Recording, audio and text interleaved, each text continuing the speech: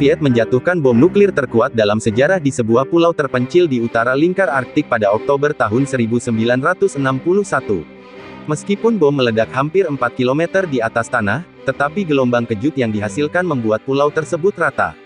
Saksi mata melihat kilat lebih dari 965 km jauhnya dan merasakan panas yang luar biasa dalam 250 km dari ground zero. Bom nuklir itu disebut RDS-220 dan dikenal juga sebagai SAR bomba. Hampir 60 tahun setelah ledakan bom tersebut, tidak ada satupun alat peledak yang mampu menyamai kekuatan destruktifnya. Rosatom State Atomic Energy Corporation, badan atom negara Rusia, merilis rekaman rahasia berdurasi 40 menit yang merekam insiden tersebut. Rekaman itu diunggah ke saluran YouTube, di mana hitung mundur peledakan dimulai pada menit ke pukul 22.20. Menurut Popular Mechanics, Perdana Menteri Soviet Nikita Khrushchev secara pribadi menugaskan pembangunan SAR bomba pada Juli tahun 1961. Meskipun Khrushchev menginginkan senjata nuklir 100 megaton, para insinyur memberinya versi 50 megaton atau setara dengan 50 juta ton TNT yang diledakkan sekaligus. Bom tersebut ribuan kali lebih kuat daripada nuklir yang diledakkan oleh Amerika Serikat di atas Hiroshima dan Nagasaki, selama Perang Dunia II serta mengalahkan ledakan Castle Bravo. Dilansir dari Life Science, Selasa tanggal 18 Mei tahun 2021, seperti yang ditunjukkan dalam rekaman video, SAR bomba sangat besar dengan berat 27 ton dan berukuran sebesar bas tingkat. Seorang ahli bom membawa senjata itu ke udara di atas kepulauan Novaya Zemlya, kutub utara Rusia, kemudian menjatuhkannya melalui parasut. Ledakan tersebut sangat kuat sehingga menjatuhkan pesawat, menyebabkan pesawat jatuh dari ketinggian 900 meter. Untungnya, tidak ada korban jiwa yang dikaitkan dengan ledakan SAR bomba dan tidak ada bom lain yang setara kekuatannya dengan SAR bomba. Pada 1963, Amerika Serikat, Uni Soviet, dan Inggris Raya menandatangani Limited Nuclear Test Ban Treaty yang melarang uji coba senjata nuklir di udara. Jauh sebelum uji coba itu terjadi, 3 peristiwa besar terjadi di Rusia. Semua pemberontakan yang terjadi selama abad ke-20 ini bisa membingungkan. Jadi, kami akan mengemasnya secara ringkas dan langsung ke inti masalah. Kisah revolusi pada awal abad ke-20 ini tidak hanya membingungkan orang biasa, tetapi juga para sejarawan. Apakah kaum Bolshevik menggulingkan kaisar? Mengapa ada 2 revolusi pada 1917? Apa hubungan Perang Dunia I dengan revolusi dan apa yang terjadi 10 tahun sebelumnya pada kurun waktu tahun 1905 sampai tahun 1907? Mungkin ini akan menjawab pertanyaan-pertanyaan itu sesederhana mungkin dengan ringkasan 3 revolusi Rusia berikut ini. Tahun 1905 sampai tahun 1907, Revolusi Pertama. Pada awal abad ke-20, setiap lapisan sosial di Rusia memiliki alasan untuk tidak puas dengan monarki absolut. Petani yang jumlahnya mencapai 77% dari populasi menginginkan distribusi tanah yang lebih adil, kaum proletar yang berkembang di kota-kota menyerukan kondisi kerja yang lebih baik, dan kaum intelektual mendambakan konstitusi serta parlemen, yang keduanya tidak ada di Kekaisaran Rusia. Kaisar Nikolai II bukanlah penggemar berat reformasi. Pada awal pemerintahannya, ia menyebut gagasan demokrasi sebagai mimpi yang tidak masuk akal, dan berjanji akan menjaga pilar-pilar otokrasi. Akibatnya, terjadi pemberontakan dan situasi kian memburuk setelah serangkaian kekalahan dalam Perang Rusia-Jepang tahun 1904 sampai tahun 1905, yang membuat bangsa kehilangan muka. Pada tanggal 9 Januari tahun 1905 tanggal 22 Januari menurut kalender Gregorius, delegasi yang terdiri dari hampir 150.000 pekerja bergerak dari pinggiran Sankt Petersburg ke kediaman Kaisar di Istana Musim Dingin. Tujuan mereka adalah untuk menyerahkan petisi berisi daftar tuntutan, termasuk pembentukan parlemen. Pihak berwenang mengecam tuntutan itu sebagai keterlaluan, dan memerintahkan polisi untuk menjauhkan para pekerja dari istana. Polisi melepaskan tembakan dan menewaskan setidaknya 130 orang, menurut laporan resmi. Hal itu membuat rakyat Rusia terkejut. Peluru polisi yang membunuh para pekerja juga membunuh kepercayaan kami pada SAR, tulis pimpinan pengunjuk rasa, Georgy Gapon. Selama lebih dari setahun, kerusuhan dan pemogokan melanda Rusia, dengan lebih dari 2 juta orang turun ke jalan. Kaum revolusioner membunuh beberapa pejabat tinggi, termasuk menteri dan paman Kaisar, Sergei.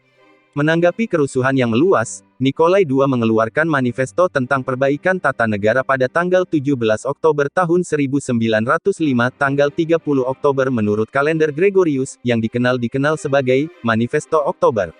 Manifesto tersebut menjanjikan pendirian Duma, badan legislatif, dan menjamin beberapa kebebasan sipil. Hal itu membantu menenangkan protes untuk sementara waktu, tetapi manifesto itu memiliki kekurangan yang parah, yaitu Nikolai II berhak membubarkan Duma dan tetap menjadi otokrat. Dari 1906 hingga 1907, negara terus menekan kerusuhan dengan kekuatan dan kaisar membubarkan dua Duma. Dia berhasil mempertahankan tahtanya, tetapi masalahnya hanya selesai untuk sesaat. Revolusi Februari tahun 1917, kaisar turun tahta. Pada awal 1917, Rusia telah berperang di Perang Dunia PDI selama 2,5 tahun dan menderita masalah ekonomi yang parah. Karena masalah logistik, mustahil memasok makanan ke seluruh wilayah Rusia dan pemerintah lebih fokus pada garis depan. Alhasil kota-kota di garis belakang, termasuk ibu kota Rusia, Petrograd sebelumnya bernama Sankt Petersburg mengalami krisis kelaparan. Industri benar-benar tidak mampu memecahkan masalah. Penduduk perkotaan menderita pada paruh kedua perang, tulis sejarawan Mikhail Florinsky. Keluarga kerajaan dan Nikolai II dipandang sebagai penguasa tak berbakat dan tak berguna yang tidak dapat memenangkan perang atau membawa perdamaian ke negara tersebut. Alhasil, rakyat Rusia mencapai puncak ketidakpuasan mereka terhadap pemerintah.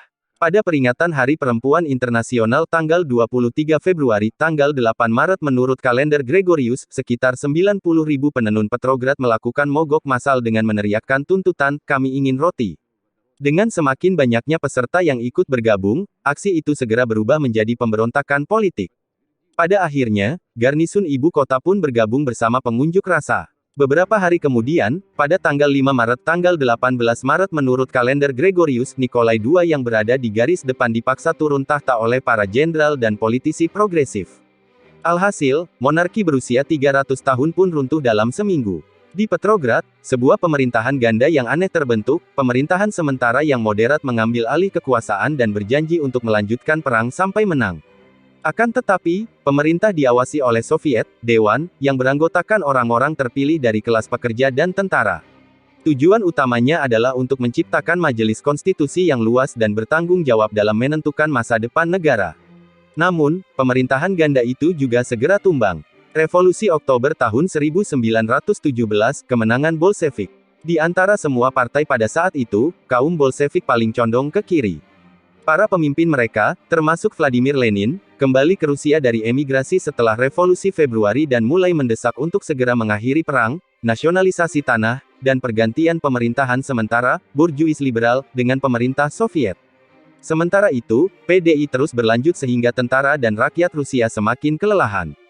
Pemerintahan sementara gagal memenangkan loyalitas rakyat dan menghadapi keresahan baik dari sayap kanan maupun kiri. Rakyat juga sudah tak peduli lagi terhadap seruan untuk menunggu pemilihan majelis konstitusi. Akibatnya, kekosongan kekuasaan pun terjadi. Pada malam tanggal 25 Oktober tanggal 7 Oktober menurut kalender Gregorius, kaum revolusioner merebut kantor pos dan telegraf pusat, berhasil menyerbu istana musim dingin, serta menjatuhkan pemerintahan sementara anggotanya melarikan diri atau ditangkap. Kaum Bolshevik sebagian besar didukung oleh publik dan setelah berkuasa, mereka mengeluarkan dekret perdamaian, yang mengusulkan perdamaian dengan Jerman, dan dekret tanah, yang menjanjikan pembagian semua tanah kepada para petani. Janji-janji yang diberikan kaum Bolshevik tidak mudah untuk ditepati, perang berlangsung selama beberapa bulan dan para petani harus menunggu lama untuk tanah mereka. Akan tetapi, hal itu tidak menjadi masalah bagi banyak orang dan kaum Bolshevik berhasil memerintah Rusia selama hampir 70 tahun. Di era Uni Soviet Rusia tahun 1930-an hingga 1940-an, sejumlah ilmuwan ditangkap saat pembersihan besar-besaran oleh Joseph Stalin. Namun begitu, karena intelijensi mereka, banyak yang dikurung di tempat khusus yang dikenal sebagai Saraska, yang kemudian dikenal sebagai institusi ilmiah ternama. Rusia Beyond menyajikan 3 penemuan terbaik yang dibuat oleh mereka selama rezim Stalin. Pada Agustus tahun 1945, Duta Besar AS untuk Rusia Averel Hariman menerima hadiah dari Organisasi Pionir Muda URSS. Para anak-anak perwakilan Soviet, di tengah-tengah berakhirnya perang, atmosfer perayaan, dan kerjasama yang baik antara kedua negara, memberikannya lambang negara Amerika Serikat yang terbuat dari kayu. Hariman menempelkannya di dinding tempat kerjanya, hingga 7 tahun setelahnya, 3 suksesor sang dubes juga membiarkannya di dinding itu. Mereka tidak tahu bahwa ada rahasia di balik lambang itu. Tahun 1952, diketahui bahwa lambang itu berisi benda, salah satu alat dengar rahasia pertama. Ia dirancang dengan teknologi canggih, tidak ada aliran listrik atau komponen elektronik aktif, dan hanya diaktifkan ketika menerima sinyal radio di frekuensi tertentu.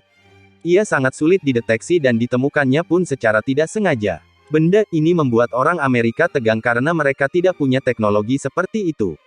Ia dirancang oleh penemu ternama Soviet Leon Theremin, yang populer dengan penemuan instrumen musik elektronik pertama di dunia, theremin. Theremin tinggal di AS pada 1930-an, mempopulerkan penemuannya dan mengerjakan sistem alarm anti-rampok. Pada 1938, ia dipanggil untuk kembali ke Uni Soviet, di mana ia ditahan setahun kemudian dan dituduh merencanakan pembunuhan terhadap pejabat tingkat tinggi Soviet Sergei Kirov. Ia sebenarnya dibunuh pada 1934 ketika Theremin sedang berada di AS. Tuntutannya mengklaim bahwa konspirator menanamkan bom kontrol radio di sebuah tempat penelitian di Leningrad, sekarang Sankt Petersburg, dan bahwa penemunya seharusnya meledakkannya dari Atlantik di seberang. Namun begitu, Kirov sebenarnya dibunuh oleh suami dari salah satu bawahannya. Setelah ditangkap, ia bekerja di Saraska untuk mengembangkan alat penyadap, salah satunya benda ini. Ia diberikan penghargaan negara Stalin ketika bebas dari penjara. Theremin menghabiskan waktunya di penjara di pusat desain TSKB-29, yang berada di bawah pengawasan kepolisian Rusia dan mayoritas stafnya tahanan. Tupolev dijebloskan ke penjara pada 1937 karena tuduhan sabotase dan pengintaian. Ia kemudian mengatakan kepada temannya bahwa ia tak dipukul melainkan tidak boleh tidur sehingga ia terpaksa mengakui bahwa selama lebih dari 1 dekade ia menjadi mata-mata untuk Prancis. Pada 1940, ia dihukum penjara 15 tahun namun dibebaskan setahun kemudian ketika Perang Patriotik Raya dimulai. Saat di penjara ia mengembangkan bomber Tupolev Tu-2 kelelawar, seperti diklasifikasikan NATO, yang kemudian menjadi bomber utama Perang Dunia II dengan desainnya yang sempurna secara menyeluruh. Orang di balik jerujilah yang mendesain bomber penyelam utama berukuran sedang Soviet di Perang Dunia II ini. Bomber ini diproduksi sebanyak 2,500 kali selama 10 tahun hingga 1952. Ia juga ikut serta dalam Perang Korea dan digunakan oleh negara-negara yang kemudian menandatangani Fakta Warsawa. Tupolev menerima penghargaan negara Stalin pada 1943, diikuti oleh 3 penghargaan serupa kemudian karena kontribusi sang ilmuwan. Bukan hanya ahli pengintaian dan perancang pesawat yang dikurung di penjara khusus selama pembersihan besar-besaran. Ahli virologi terkenal Uni Soviet Lev Zilber juga menghabiskan 4 tahun di Saraska. Ia ditangkap karena seorang rekan menuduhnya meracuni sistem saluran air Moskow, sehingga harus mendekam di penjara 10 tahun. Salam riuh dan gak bikin gaduh. Jangan lupa subscribe, like, komen dan share. Shark Indo Militer.